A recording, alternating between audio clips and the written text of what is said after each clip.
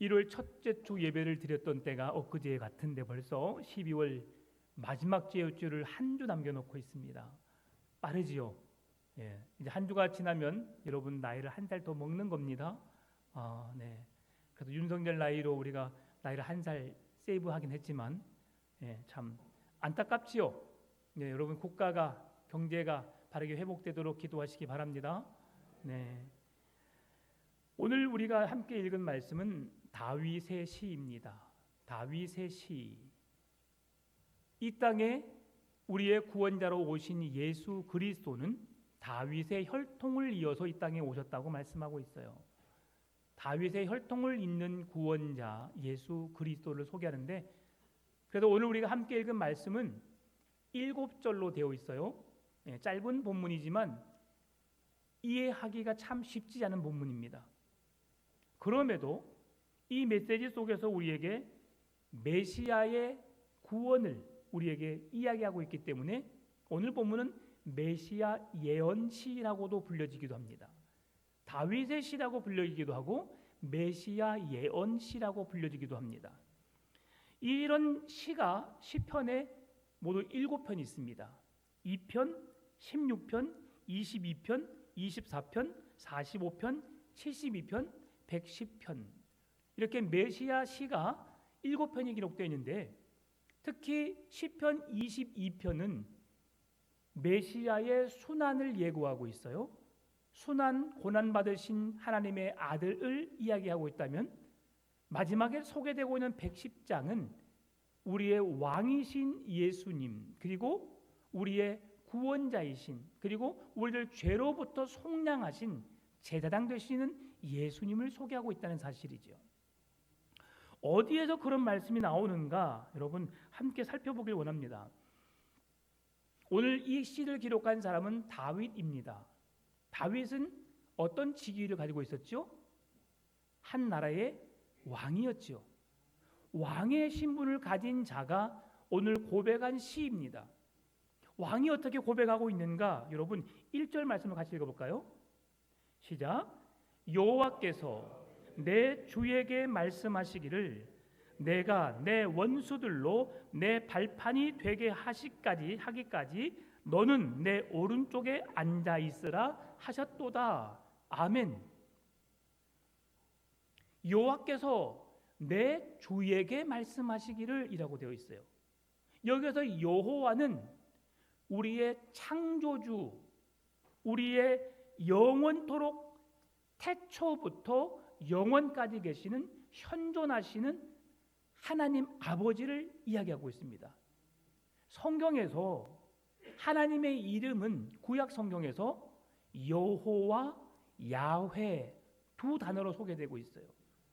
근데 이 단어는 오늘날 우리가 이 성경을 그렇게 번역해서 그렇게 읽기 때문에 우리는 그냥 아무런 거리낌 없이 여호와여, 야훼여라고 읽습니다.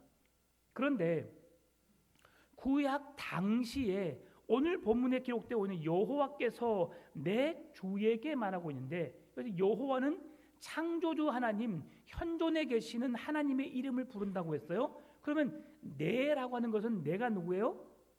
다윗을 이야기하고 있죠. 다윗이 그러면 또 내 여호와께서 내 주에게라고 말하고 있어요. 그러면 이 주는 누구를 말하고 있는 걸까? 하나님의 이름은 야훼예요. 여호와예요. 그런데 그 당시 백성들은 하나님의 이름을 함부로 부르지 못했습니다. 왜냐하면 하나님은 거룩하시기 때문이에요.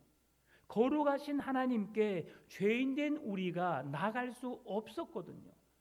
죄인된 우리가 하나님 앞에 나아가는 것, 하나님의 얼굴을 보는 것, 이것은 죽음과도 연결되었습니다. 그래서 죄인은 결코 하나님의 얼굴을 보지 못한 거예요. 모세가 하나님의 부름을 받아서 하나님 앞에 섰을 때에 모세야 네 신을 벗으라 라고 했던 것은 거룩하게 준비하라, 내가 거룩한 자이다 하면서 하나님 앞에 설 것을 말씀하셨는데, 과연 모세가 하나님의 얼굴을 배웠을까요? 뵙지 못했어요. 그 빛나는 여호와의 광채만 보았고 그의 얼굴을 보지 못했어요. 왜? 모세가 죽을 수밖에 없기 때문이죠. 그래서 그들은 하나님의 이름을 부르는 것을 두려움으로 생각했어요. 하나님의 얼굴을 보는 것을 죽음으로 하나님께서 그들을 죽음으로 결과적으로 만드셨지만 그들이 하나님의 이름을 부르는 것으로 인해서 죽음을 맛보게 하지는 않았어요. 그럼에도 그 백성들은 하나님의 이름을 부르는 것을 두려워했지요. 주저했지요. 여러분, 제가 초등학교 때 우리나라에 안기부가 있었어요. 그때 대통령의 이름을 함부로 말하거나 욕설하거나 비난하게 되면 쥐도 새도 모르게 잡아갈 때가 있었어요. 여러분 기억하시나요? 그래서 저희 부모님들이 이야기하실 때 말을 함부로 하지 않았어요. 우리 집에 아무도 안 왔는데 방문이 잠겨 있는데도 불구하고 거기서 속닥속닥 이야기했어요. 혹시 말하다가 너희들 안기부에 잡혀가면 죽어. 그때 삼천교육대가 있었죠. 네, 엄청 무시무시한 시대였어요. 그때는 국회의원이 선거 나올 때 꿀 한 통씩 주고 그랬어요. 제가 그 꿀을 먹고 이렇게 됐던 거 아닙니까? 근데 이제 그냥 해본 소리고요. 자, 그런 시대에 그 왕의 이름을 함부로 말한다는 거 쉽지 않았어요. 그때는 잡혀갔지만 이때는 죽음으로 우리가 말한 죄의 값을 지불해야 됐었어요. 그러니까 이들은 하나님의 이름을 야훼라고 여호와라고 이름이 기록되어 있음에도 불구하고 그들은 자음만을 불렀습니다. 그 자음의 이름이 아도나이예요. 아도나이. 그 모음을 붙이면 여호와, 여호바, 야훼라는 이름이 쓰여 있어요. 그 모음을 붙이면. 근데 자음만 붙으니까 아도나이라고 되어 있어요. 그래서 그 백성들은 하나님의 이름을 부를 때 아도나이여라고 불렀어요. 그러면서 그들의 죄의 값을 죽음을 피하기 위한 그들의 부름이 야훼가 아닌 여호와가 아닌 아도나이라고 불렀다. 그러면 여기에서 불러지는 주의 이름이 바로 그 아도나이입니다. 아도나이, 주여라고 부르는 거죠. 그런데 여러분 오늘 본문의 말씀 보니까 여호와께서 내 주에게라고 말하고 있어요. 그러면 지금 다윗이 그냥 하나님의 이름을 부르면 하나님이요 이렇게 말하면 되잖아요. 근데 하나님이요 그리고 내 주에게라고 또다시 말하고 있어요. 하나님이 누군가에게 말하고 있다는 사실이에요. 다윗이 주라고 부르고 있는데 그러면 이 주라고 명칭하는 주는 누구일까? 당시에 주라고 불리움을 받은 사람들은 종이 하인이 주인을 부를 때에 주님이라고 불렀어요. 그리고 제자가 스승을 부를 때에 주여라고 불렀어요. 또한 세 번째는 신하가 임금을 부를 때에 주라는 명칭을 썼습니다. 그러면 지금 다윗의 신분은 뭐라고요? 임금이에요. 다윗이 지금 주라고 부를 수 있는 그 대상자는 없는 거지요. 만약에 다윗이 다른 나라의 왕들의 이름을 불러서 그들에게 주라고 불렀다면 지금 다윗의 상황처는 매우 처절한 절박한 아주 다른 사람의 속국이 되어 있는 처절함이 현실을 말하고 있는데 그러나 성경은 다윗이 통치하던 시대가 구약 성경 전체에 이르러서 가장 강한 나라였음을 말씀해 두고 있어요. 비록 작은 나라였지만 다윗은 여러 나라들에 의해서 조공을 받는 강대국 중에 하나였거든요. 그러면 다윗이 다른 나라의 왕들에게 주라고 부를 수 없는 상황이란 말이죠. 그러면 대체 다윗이 누구를 향해서 주라고 불렀을까? 만약에 다윗이 다른 나라의 이름을 다른 나라의 왕을 주라고 불렀다면 굉장히 치욕적이었을 거죠. 그의 삶이. 우리나라의 역사에 치욕적인 날이 여러 번 있었지만 그 중에 제가 두 번을 말씀드리면 1810년 8월 29일 1910년 8월 29일 우리나라가 일제 치하의 식민지가 되던 그 날입니다. 그날을 우리가 경술국치라고 하는 그때, 이게 일본의 식민지가 되던 그때지요. 나라를 잃고 우리의 모국어를 잃고 아픔을, 고통을 일제치하에 겪었던 그 날을 우리는 치욕적인 날로 말합니다. 두 번째는 병자호란 때 청나라에 패하고 인도 임금이 청태동에게 기어가면서 머리를 숙이고 그에게 굽신거렸던 그때를 말하고 있어요. 그것을 삼전도의 굴욕이라고 말합니다. 그런데 다윗은 그의 시대에 경술국치와 같은 나라를 빼앗기고 고통스러워하고 아파하는 그 시기를 겪지 않았어요. 삼전도의 굴욕처럼 다른 왕에게 머리를 숙이고 굴욕적인 태도를 취하지 않았다는 사실이죠. 그러면 어떻게 다윗이 지금 그런 상황도 아닌데 어떻게 주라는 명칭을 써서 그 이름을 부르고 있을까? 여기에서 말하고 있는 그 주는 아도나이로서 거룩하신 하나님의 이름을 대신하는 자, 야훼 여호와의 이름을 대신하는 자이지만 그의 이름은 바로 우리를 죄와 사망에서 건지실 구원자 예수 그리스도를 부르고 있다는 사실이죠. 지금 예수님이 탄생하시기 전 거의 한 2000년 전의 역사예요. 한 1600년. 그 역사 속에 일어났던 다윗입니다. 그 다윗의 인생 속에서 어떻게 하나님을 불러야 되고 하나님에 대해서만 그가 알아야 되는데 어떻게 그의 아들이신 예수 그리스도를 이야기하고 있을까? 오늘 지금 본문은 그의 아들에 대한 이야기거든요. 만왕의 왕이신 하나님과 그의 아들 제사장이신 예수 그리스도를 지금 소개하고 있단 말이죠. 그래서 1절부터 하나님의 이름과 그의 아들 예수님의 이름을 부르고 있다는 사실입니다. 놀랍죠? 이 사실은 우리에게 무엇을 말씀해 주냐면 대부분 우리 사람들은 그렇게 생각합니다. 하나님은 구약 시대의 하나님, 그리고 예수님은 2000년 전에 이 땅에 성육신 하셔서 사람의 몸을 입고 이 땅에 오셔서 우리의 죄를 용서하시고 구원하시는 하나님의 아들 예수님, 그리고 그 뒤에 오시는 분이 성령 하나님, 이렇게 이해하고 있지만 오늘 성경은 그 모든 사실이 사실임에도 불구하고 더 명확한 사실을 우리에게 보여주고 있다는 사실이죠. 그게 뭐예요? 삼위일체 하나님은 태초에 함께 계신 분이라는 것을 오늘 증명해 보이고 있는 거예요. 하나님의 이름과 더불어 그의 아들이신 예수 그리스도의 이름을 주라고 부르면서 다윗이 지금 고백하고 있고요. 그 다윗의 혈통을 통해 예수 그리스도가 이 땅에 나실 것을 지금 다윗이 이야기하고 있다는 사실이죠. 혼란스럽죠.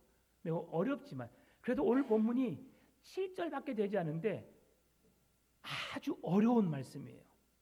근데 어려운 말씀임에도 신약 성경에서 가장 많이 언급한 말씀이 시편 110편이에요. 그 정도로 시편 110편은 우리에게 매우 중요한 의미를 담고 있는 말씀입니다.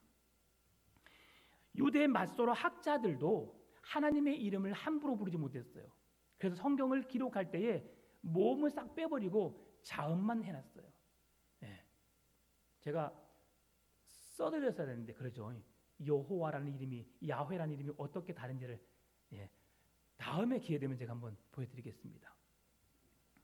그래서 그 마음으로 한번, 그럼 하나님께서 내 주 예수 그리스도께 말씀하셨다라는 의미로 한번 더 1절을 다시 한번 읽어볼까요? 자, 여호와께서 내 주에게 말씀하시기를 내가 내 원수들로 내 발판이 되게 하기까지 너는 내 오른쪽에 앉아 있으라 하셨도다. 아멘. 오늘은 1절 말씀을 계속 살펴볼 거예요. 왜냐하면 1절 말씀 속에 그 의미가 많이 담겨있기 때문이죠. 그 뒤에 이어지는 말씀, 그러면 하나님께서 내 주 예수 그리스도에게 말씀하셨는데 어떻게 말씀하셨느냐? 내 원수들로 내 발판이 되게 하기까지라고 되어 있어요. 네 원수들을 너의 발판이 되기까지. 이 말씀 무슨 말씀이에요? 원수들을 짓밟는다는 말씀이죠. 원수들을 밟아 누른다는 말씀이에요.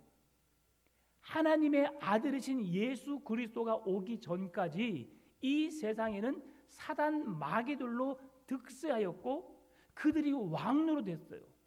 하나님의 거룩한 백성들로 하여금 하나님을 섬기지 못하도록 우리의 마음을 아예 혼란스럽게 만들었단 말이죠. 눈에 보여지는 하나님, 보여도 안 보여져요? 안 보여져요. 눈에 보이지 않기 때문에 그 하나님을 눈에 보여지는 하나님으로 둔갑시켜서 진짜 하나님인 것처럼 섬기겠단 말이죠. 그게 바로 뭐예요? 우상숭배였어요. 하나님을 대신하여 모세가 시내산에 올라가서 하나님의 계명을 받을 때에 여러분, 하나님이 그곳에서 두 돌판을 만드셔서 모세에게 기록해 놓은 말씀을 들고 내려가게 하셨어요. 그런데 모세가 내려오다 보니까 급하게 하나님이 내려가라고 말씀하신 명령에 따라 내려가다 보니까 백성들이 뭐 하고 있어요?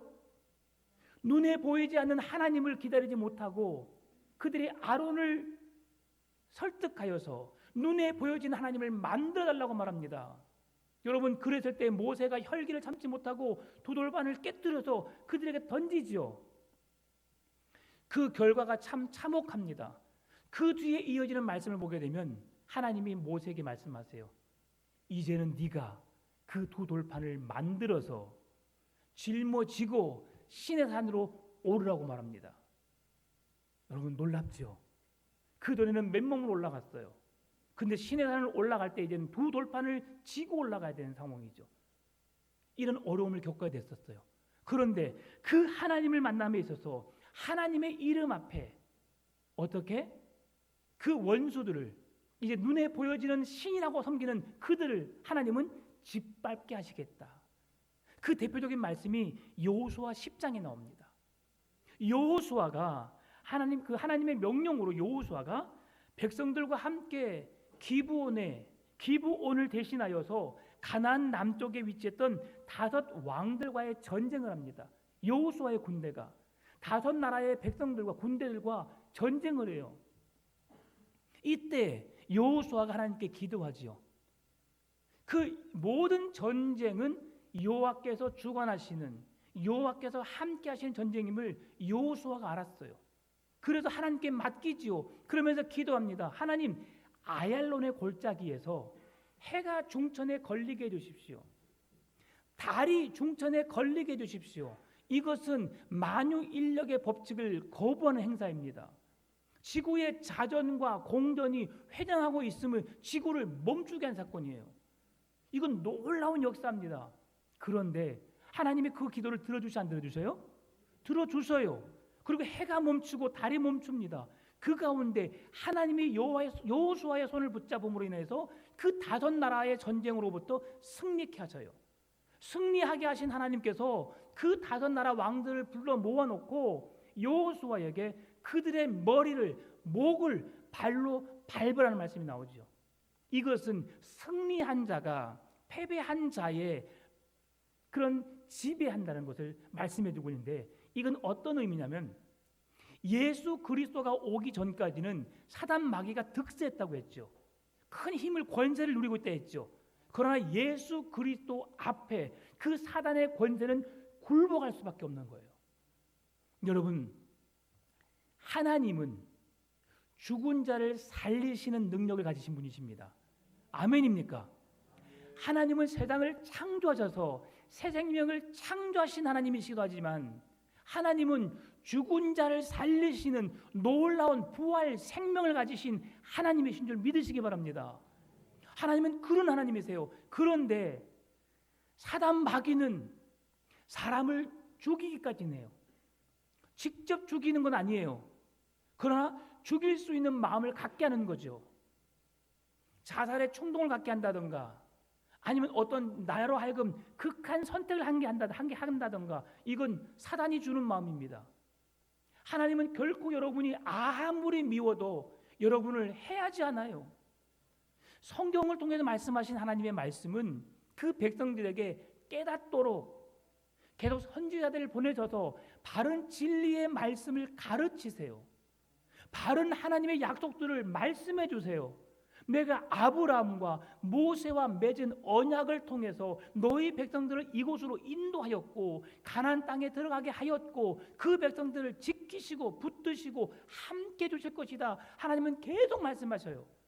그런데 그 백성들이 그 말씀을 저버리는 거죠. 말씀을 떠나버리는 거죠. 그러면서 자기들이 좋은 대로 우상을 만들어서 하나님이 아닌 것을 하나님처럼 섬기는 거죠. 예수님이 오시기 전까지는 그 모든 것이 통했어요. 그런데 예수님이 이 땅에 오시면서 죽음의 권세를 이기시고 부활하심으로 사단 마귀의 권세를 짓밟았다는 거죠. 다시 죽은 자를 살리신 하나님의 능력을 사단 마귀는 아무것도 해낼 수가 없습니다. 흉내도 낼 수 없어요. 구약의 성경을 보게 되면 모세가 바로에게 갔을 때 지팡이를 던져 뱀을 만들었을 때에 그 애굽의 술사들도 지팡이를 던져서 뱀을 만들었다고 했어요. 어떻게 했을까요, 여러분? 마술사도 아니고, 마술사인가 보네요. 자, 근데 하나님은 진짜 뱀이 되게 하셨어요. 그리고 그 뱀으로 인해서 애굽의 술사가 만든 지팡이를 삼키게 했어요. 지팡이를 호숫가에 대니까 호수에 핏물이 변했어요. 애굽의 술사들도 그렇게 했어요. 그런데 그런 흉내를 다 냈지만 사람을 죽음에서 생명으로 건지지는 못했다는 사실이죠. 이게 바로 예수 그리스도께서 원수들을 땅에 짓밟고 일어서지 못하도록 승리하시는 예수 그리스도의 승리를 우리에게 보여주신 건데, 바로 예수 그리스도의 십자가의 승리를 말해주고 있는 사실이에요. 그래서 여호수아가 5 왕의 목을 밟습니다. 여호수아 10장 24절에서 말씀해주고 있어요. 그리고 25절에서 그 백성들에게 이렇게 말합니다. 두려워하지 말며 놀라지 말고 강하고 담대하라. 너희와 맞서 싸우는 모든 대적에게 여호와께서 다 이기게 하셨느니라. 아멘. 너희는 강하고 담대하라. 두려워하지 말라. 놀라지 말라. 우리를 대신하여 싸우시는 누구께서? 여호와 하나님께서, 창조주이신 스스로 존재하시는 하나님 여호와께서 우리를 대신하여 싸워 승리케 하시리라.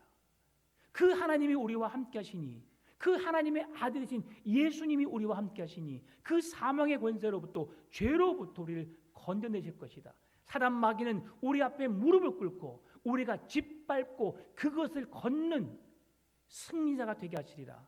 오늘 그 말씀이에요. 자, 그러면 그 뒤에 이어진 말씀이 어떤 말씀이에요? 내 발판이 되게 하기까지 너는 내 오른쪽에 앉아 있으라라고 말합니다. 여러분, 성경에서 말하는 오른쪽은 어떤 쪽을 말할까요?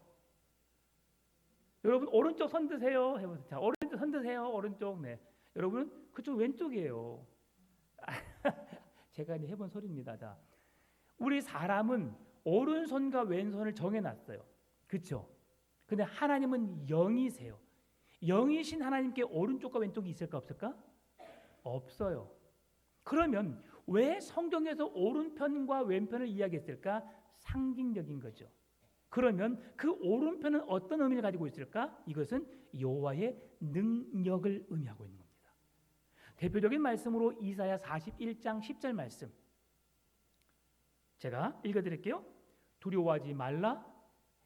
내가 너와 함께함이라. 놀라지 말라. 나는 내 하나님이 됩니다. 내가 너를 굳세게 하리라.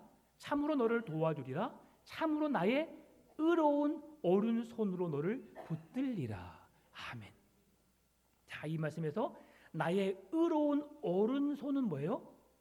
의로운 하나님의 능력으로 너를 붙들리라고 말씀하는 거죠. 하나님의 오른손은 능력이요, 하나님의 왼손이 아니라 왼편에 속해 있던 자들은 하나님의 심판과 저주와 능력이 그 속에 있지 않는 것을 말하는 겁니다. 그래서 오늘 우리에게 네 오른편에 앉아 있으라 하신 말씀은 우리가 사도신경에서 고백했던 말씀처럼 하늘에 오르사 전능하신 하나님 우편에 앉아 계시다가, 그러면 하나님의 보좌 오른쪽에 우리 예수님이 앉아 계시다가 그 말씀이에요? 아니란 말씀이에요. 하나님의 능력 위에, 하나님의 능력이 어떤 능력이에요? 온 우주 만물을 말씀으로 창조하신 그 전능하신 창조주의 하나님의 능력 위에 계시다가, 그 능력 안에 계시다가 이 땅에 오셔서 죄인된 우리를 심판하시고 우리를 구원하시기 위해서 이 땅에 재림하신다는 사실이죠. 그런데 예수 그리스도가 이 땅에 오심으로 죄인들, 죄와 사망의 권세를 짓밟았지만 그 죄와 사망의 권세들은 여전히 지금도 판을 치고 있다는 사실이죠. 왜요? 그 구원이 온전한 완성을 이루지 못했기 때문이에요. 예수 그리스도를 믿음으로 구원받는 건 사실이지만 그 구원이 아직은 완성되지 않았다는 사실이죠. 그래서 다윗의 예언은, 아브라함과 이삭과 야곱의 모든 예언의 말씀은 지금 성경의 신약의 시대에 왔을 때 다 이루어졌어요. 한 가지만 빼고요. 한 가지가 뭐예요? 재림이에요. 하늘로 올라가신 그대로 다시 내려오시는 그 날만이 남아있다는 사실이에요. 성경에는 모든 약속은 이루어졌습니다. 그러나 한 가지 약속, 이제 온 세상을 심판하고 우리 거룩한 하나님의 백성들을 하나님의 나라로 이끌어갈 영원한 구원만이 남아있다는 사실이죠. 우리는 그 구원을 사모해야 됩니다. 그 구원의 날을 기다려야 되는 줄 믿습니다. 그래서 우리가 이렇게 믿음의 선한 싸움을 싸우고 오늘도 거룩한 주일 하나님을 예배하는 거예요. 그런 하나님께서 오늘 우리에게 어떤 의미로 말씀하시느냐? 에베소서 1장 22절에서 또 만물을 그의 발 아래에 복종하게 하시고 그를 만물 위에 교회의 머리로 삼으셨느니라. 모든 만물을, 모든 세상을 예수 그리스도의 발 아래 두셨다. 예수 그리스도의 권세로, 예수 그리스도의 능력으로 모든 원수들은 예수 그리스도를 믿는 자들에게 모든 사단 마귀의 권세를 짓밟고 다니는 권세를 우리에게 주셨다는 것이죠. 그러니 세상에 여러분 얽매일 필요가 없는 거예요. 세상을 쫓아갈 필요가 없는 거예요. 우리는 하나님의 거룩한 백성으로, 하나님 나라 백성으로 담대함으로 힘있게 살아가야 한다는 사실이죠. 여러분 하나님 나라 시민권을 가진 자들입니다. 아멘입니까? 하나님 나라 거룩한 땅을 소유한 자들입니다. 믿으십니까? 이 세상의 땅 가치를 두지 마세요. 얼마가 올랐네, 얼마가 어떻게 됐네 라고 여러분 그 관심 조금만 가지세요. 조금만. 그냥 소소한 행복, 소확행 그 이상이 되면 안 됩니다. 왜? 여러분은 이 세상의 가치와 견딜 수 없는 하나님의 나라 거룩한 땅을 여러분의 기업으로 받은 자들이거든요. 여러분 그래도 그 나라를 사모하는 자로 우리가 살아가야 합니다. 이 세상에 땅이 없다고 아파하지 마세요. 집이 없다고 괴로워하지 마세요. 여러분은 하나님의 나라를 얻은 자입니다. 하나님의 거룩한 땅을 소유한 자들입니다. 하늘나라 시민권에 대한 자부심을 가지시고 살아가시기 바랍니다. 그게 우리가 거할 영원한 하나님의 나라인 거죠. 신천, 신지, 새 하늘과 새 땅인 거예요. 여러분 그러한 나라를 우리에게 만물이 그 예수 그리스도의 이름 앞에 복종하게 하시고 예수 그리스도를 그 만물 위에 교회의 머리로 세우셨다. 우리는 교회의 머리 되시는 예수 그리스도를 따라가면 되는 거예요. 그가 걸으신 그 발걸음을 발자취를 따라가면 되는 거예요. 그러면 그분이 걸어가신 그 길은 구원의 길이요, 생명의 길이요, 승리의 길인 줄 믿습니다. 오늘 본문의 2절입니다. 여호와께서 시온에서부터 주의 권능의 큐를 내보내시리니 주는 원수들 중에서 다스리소서. 이제 원수들 다스린 자가 됐어요. 왕의 권한을 가지고. 그런데 여기서 왜 주의 권능의 큐를 내보내시리니라고 말씀했을까요? 당시의 왕은 이 큐는 지팡이 아니면 그 지휘봉을 말하고 있어요. 이 왕이 갖고 있는 지팡이와 지휘봉은 큰 권세를 가지고 있는 반면 왕 자신을 보호하는 그런 보호하기 위해서 가지고 있는 물건이 되었어요. 지팡이를 가지고 있으면 여러분 손을 펼치면 내 손이 닿는 거리만큼 내가 방어받을 수 있어요. 그렇죠? 근데 거기다가 지팡이를 대면 더 멀어지겠죠. 이건 무슨 말씀이냐면 당시 왕을 위협하거나 왕의 생명을 해하는 자들이 있었습니다. 그러니 왕의 생명이 해함을 받지 않기 위해서 그들에게 지휘봉, 지팡이를 주었는데요. 그 지팡이의 간격만큼 더 사람들과의 거리가 떨어지기 때문에 사람들의 살인 혐의나 위험으로부터 왕은 보호받을 수 있었어요. 그래서 그 왕에게 지팡이, 귤을 주었어요. 그 한 예가 에스더에 나오는데요. 에스더 5장 2절 말씀 보게 되면 왕후 에스더가 뜰에 선 것을 본즉 매우 사랑스러움으로 손에 잡았던 금귤을 그에게 내미니 에스더가 가까이 가서 금규 끝을 만진지라. 왕후였지만 그가 왕을 만날 수 있는 유일한 길은 뭐였어요? 귤을 내밀 때에 그 귤을 만지는 자가 왕에게 나갈 수 있었다는 사실이죠. 그것은 왕이 허용한 거예요. 오늘 본문의 2절에서 말씀해 주고 있는 게 뭐냐면 여호와께서부터 시온에서부터 주의 권능의 귤을 하나님이 괜찮아 이제 너희들 내게로 와 라고 그 귤을 내미시리니 그때서 우리가 그 주님의 귤 권능을 붙잡게 되면 그 원수들을 우리가 다스리는 자로 하나님이 우리에게 그 권능을 우리에게 주시겠다는 약속이에요. 그렇게 했을 때에 에스더가 어떤 일이 있었어요? 하만이 음모를 꾸미잖아요. 이스라엘 백성들을 말살 정책을 펼쳐서 다 그들을 죽이게 하려는 그런 음모를 꾸몄을 때에 이 음모를 그의 삼촌 모르드게가 알았어요.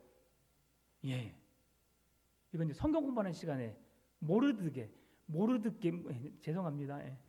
모르듣기 이런 뭐 사투리 식으로 해서 하잖아요. 그래서 모른 줄 알았지만 다 알았어요. 모르드게가. 그래서 이건 내가 성경 공부 시간 해야 되는데 죄송합니다. 모르드게가 다 알아버렸어요. 그래서 에스더에게 야, 너가 지금 왕에게 나아가서 왕에게 이 소식을 알려라 그랬어요. 근데 에스더가 지금 왕이 오늘 에스더 5장 2절에서는 에스더가 왕궁 뜰에 있는데 너무 사랑스러워 보이는 거예요. 그러니 왕이 품고 싶은 거죠. 여러 왕의 왕후들이 있는 가운데 그 중에 한 사람의 예우가 마음에 들어서 모르드게가 아하수에로 왕이 품었던 거죠. 그러니까 왕이 마음이 허락됐을 때만 여인을 품을 수 있었던 거예요. 근데 에스더가 말합니다. 지금 삼촌 왕이 나를 부르지 않은 지가 30일이나 지났어요. 내가 왕에게 나가면 나 죽을지도 몰라요. 그랬을 때 모르드게가 너가 지금 이스라엘 백성들이 처한 상황을 본다면 네가 이런 말 하지 않아. 지금 하만이란 그 장관이 이스라엘 백성들을 죽이기 위해서 이런 음모를 꾸미고 있는데 네가 가만히 있겠냐. 제발 이 삼촌의 말 좀 들어 하니까 삼촌 제가 그러면 죽으면 죽으리라. 내가 왕에게 나아가서 죽는다 할지라도 이 백성을 구원하시려는 하나님의 거룩한 백성을 살리는 일에 내가 내 목숨을 걸고 나가서 왕에게 말하겠나이다 라고 그때 했던 말이 죽으면 죽으리다예요. 그 고백으로 왕 앞에 나갔을 때 왕이 그 말을 듣고 하만의 음모를 깨달아 그를 죽였죠. 하만이 꾸민 음모대로 그 하만을 죽게 하셨습니다. 그러면서 이스라엘 백성들을 살리시죠. 이게 바로 여호와의 규예요. 하나님의 규, 그 앞으로 나아가서 그 권능의 힘 있는 자의 능력을 만지면 그 힘 있는 규를 만져서 왕의 권한으로 음모를 없앨 수 있고 죄악된 이 세상에 더럽고 추악한 모든 죄로부터 승리할 수 있는 것을 우리 여호와 하나님께서 능력을 갖고 계시다는 사실이에요. 그런 능력을 가진 자들의 오늘 3절에서 권능의 날에 주의 백성이 거룩한 옷을 입고 그 권능의 날에 주의 백성이 어떤 옷을 입고 거룩한 옷을 입고 즐거이 헌신하니 새벽 이슬 같은 주의 청년들이 주께 나오는도다. 여러분은 어떤 옷을 입어야 돼요? 주의 권능에는 주의 거룩한 옷을 입으셔야 되는 줄 믿습니다. 거룩을 옷 입으세요. 세상의 즐거움에 세상의 향락에 빠져서 그것이 전부인 것처럼 미친 자로 삶을 사는 것이 아니라 하나님의 거룩한 자로 살기를 원합니다. 하나님이 주신 내 거룩한 몸, 거룩을 유지하며 살아갈 수 있기를 바랍니다. 눈으로 보고 듣는 모든 것에 거룩을 잃지 않기를 바랍니다. 하나님은 그 거룩한 백성들에게 어떤 은혜를 주셨느냐? 그 뒤에 이어집니다. 새벽 이슬과 같은 주의 청년들이 여러분, 새벽 이슬이 어떤 이슬입니까? 식물들을 살리고 그 생명을 솟게 하는 능력을 가진 것이 이슬입니다. 큰 장대비 같은 장맛비가 와야만 식물을 살리는 것 아닙니다. 오히려 그 장맛비는, 그 큰 비들은 자연물들을 해칠 수 있습니다. 너무 많이 오니까 홍수가 나고 그 모든 식물들 다 쓸어버리는 경우가 생기지요. 그러나 이슬, 새벽 이슬은 눈에 잘 보이지도 않아요. 여러분, 오늘 새벽에 비 내렸을까 안 내렸을까요? 봤어요? 안 봤어도 내려요, 여러분. 봄, 여름, 가을, 겨울. 이제 겨울에는 너무 추우니까 그 이슬이 바뀌어서 서리가 되지만, 그러나 봄, 여름, 가을은 이슬이 내립니다. 여러분, 아침 일찍 등산을 했을 때 우리 박길남 집사님이 잘 알겠네요. 그 산림청 그쪽에 있으니까 그 길을 걷다 보면 어떤 일이 있어요? 숲풀이 있잖아요. 분명히 비가 안 왔어요. 도로는 물이 하나도 없어요. 그런데 그 풀길을 걷다 보면 어떻게 돼요? 내 바지자락이 젖어요. 그건 무슨 말씀이에요? 이슬이 내렸다는 말씀이거든요. 하나님은 우리가 알게 모르게 우리의 필요를 따라서 우리에게 놀라운 은혜를, 선물을 주시는 하나님이심을 우리에게 보여주고 있다는 사실이죠. 여러분, 그래서 하나님은 여러분이 원하든 원하지 않든 여러분이 갖기를 원하는 것들 하나님은 다 알고 계세요. 그 모든 것을 아시는 하나님께서 여러분의 필요에 따라서 내려주시는 거예요. 그런데 우리는 새벽 이슬이니까 그 은혜를 잘 몰라요. 그러나 그 이슬을 맞고 그 생명들이 들에 핀 백합화를 보라. 심지도 않았는데 그렇게 아름답게 핀 꽃 누가 갖고 왔는지 아느냐? 하나님이 갖고 오신 거예요. 나는 뭔가 큰 거를 기대합니다. 갑자기 로또가 팍 맞아가지고 30억, 50억, 100억을 맞기를 원하는 것이 우리의 마음이에요. 그러나 하나님은 내 은혜가 네게 족하다. 오늘 내가 열심히 수고하고 땀 흘려서 하나님이 내게 주신 한 달의 사례비, 한 달의 월급, 아니면 그 이상의 보너스가 네게 족하다. 여러분, 우리가 하나님을 위해서 헌신할 수 있는데요. 어떻게 헌신하는 줄 알아요? 내가 하고 싶은 거 다 하고 먹고 싶은 거 다 먹고 내가 사고 싶은 거 다 사면 하나님의 일을 못해요. 하나님의 일은 가장 먼저 해야 되는 거예요. 하나님의 일을 힘써서 하시기 바랍니다. 하나님의 일은 우선순위예요. 하나님의 것을 하나님의 것인지 네가 시험해 봐라. 이게 11조 신앙이에요. 하나님의 것을 가지고 누리면서 11조도 하지 않는 신앙이라면 우리는 생각해 봐야 돼요. 내가 하나님을 사랑하고 있는가? 매 순간순간 우리가 감사와 찬양이 넘치는 삶을 살아야 되는 것인데 주께서 이렇게 새벽 이슬과 같은 은혜를 주시기 때문이에요. 여러분, 그 은혜에 감사하시기 바랍니다. 말씀을 마무리합니다. 오늘 살렘 왕 멜기세덱, 이는 창세기에서 먼저 나오고요, 히브리서도 나옵니다. 제가 예전에 설교를 한번 했어요. 그분은 하나님의 아들이신 예수 그리스도를 우리에게 소개하고 있어요. 오늘 다윗이 고백했던 여호와께서 내 주에게 말했던 그 예수 그리스도를 말했던 것처럼, 근데 살렘 왕 멜기세덱은 영원한 대제사장으로서 그를 히브리에서 뭐라고 말하고 있느냐? 살렘 왕, 평강의 왕이며 아버지도 없고 어머니도 없고 족보도 없고 시작한 날도 없고 생명의 끝도 없는 분이시며 하나님의 아들과 닮아서 항상 제사장으로 있는 분이라고 소개하고 있어요. 제사장, 하나님의 아들이신 예수 그리스도가 우리의 영원한 제사장이 되어주셨어요. 구약의 이스라엘 백성들이 광야에 40년을 보낼 때에 하나님이 그 백성들의 죄를 용서하시기 위해서 성막을 짓게 하시고 제사라는 제도를 허락해 주셨어요. 제사장의 제사를 통해서 그 백성들의 죄를 사해 줬는데 이제는 예수 그리스도의 이름을 통해서 영원한 속죄를 허락해 주셨다는 사실이죠.